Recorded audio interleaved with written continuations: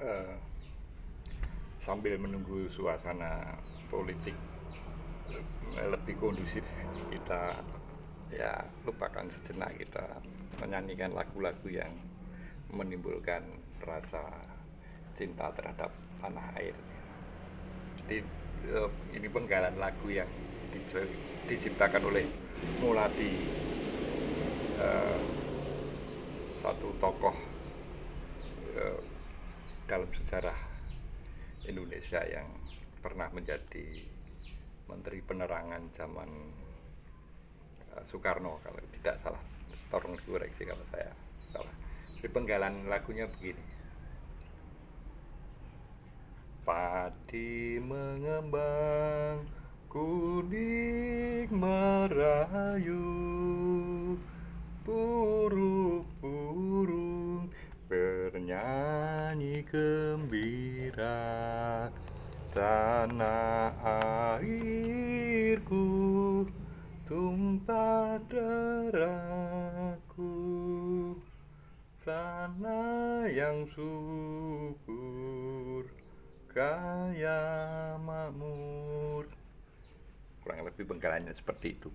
Jadi bisa kita bayangkan bahwa ketika menciptakan lagu itu, bagaimana seorang Muladi, tentu mewakili pemikiran para pendiri bangsa yang uh, hidup pada waktu itu, ya, bahwa uh, tanah airku permai makmur, padi mengembang, kuning merayu, ya, bahkan burung-burung bernyanyi gembira.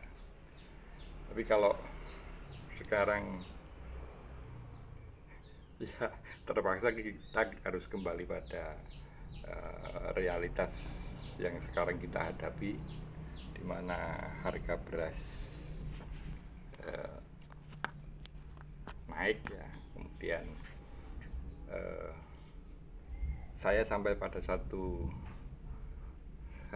pertanyaan, kenapa ini terjadi, gitu ya. Sebenarnya dari pertanyaan itu kemudian saya menemukan satu fenomena yang mungkin jadi pelajaran kita sebagai bangsa Indonesia, ya. Jadi ternyata di laporan FAO, Food and Agriculture Organization, satu badan pangan di bawah PBB itu memberikan report yang disebut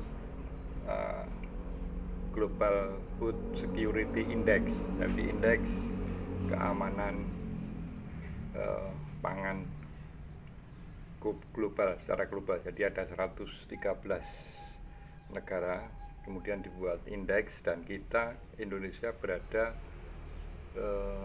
di posisi 63 dari 113 negara.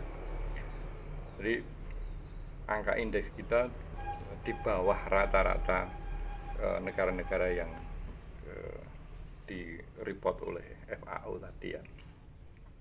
Jadi boleh jadi ini yang menjelaskan kenapa kita sampai saat ini, meskipun tanah air kita adalah tanah air yang subur makmur, itu masih harus impor beras. Kayak kalau alasannya adalah El Nino, ya tentu negara-negara yang kita mengambil impor itu juga mengalami hal yang sama. Tapi oke lah, itu kita anggap sebagai satu alasan yang untuk sementara masuk akal.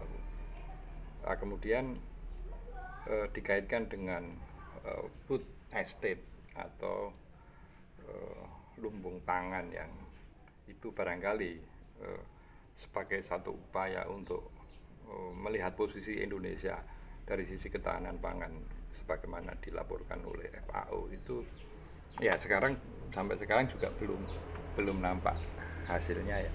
Meskipun ya ada yang mengatakan ya itu nanti ya tidak bisa instan hasilnya, ya. Oke, kita tunggu program food estate ini seperti apa.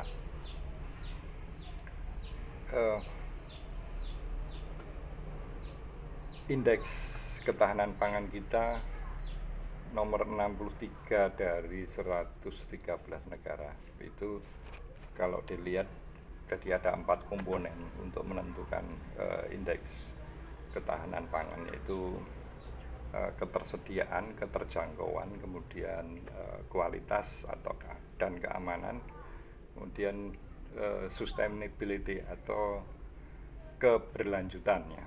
Jadi bagaimanapun kita tidak bisa mengelak dari fakta bahwa kita sampai saat ini belum mampu berswasembada pangan. Nah, ini kalau kita lihat besarnya jumlah penduduk Indonesia yang 270, tentu pangan merupakan output yang sangat strategis, yang sangat dibutuhkan oleh bangsa ini. Ya, oke lah bahwa hilirisasi penting, kemudian industrialisasi penting, tapi pangan adalah masalah perut, di mana masih ada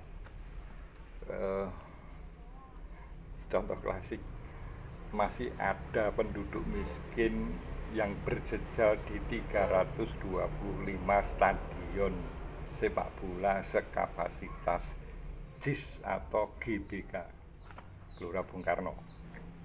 Itu masyarakat Indonesia masih rawan dengan masalah pangan, sehingga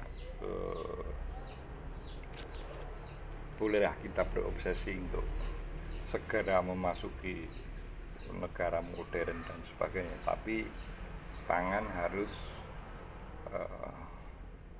secure first, harus secure, harus nanti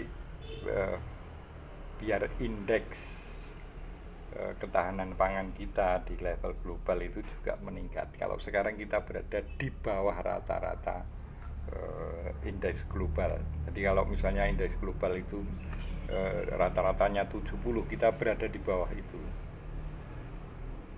Salam konstitusi.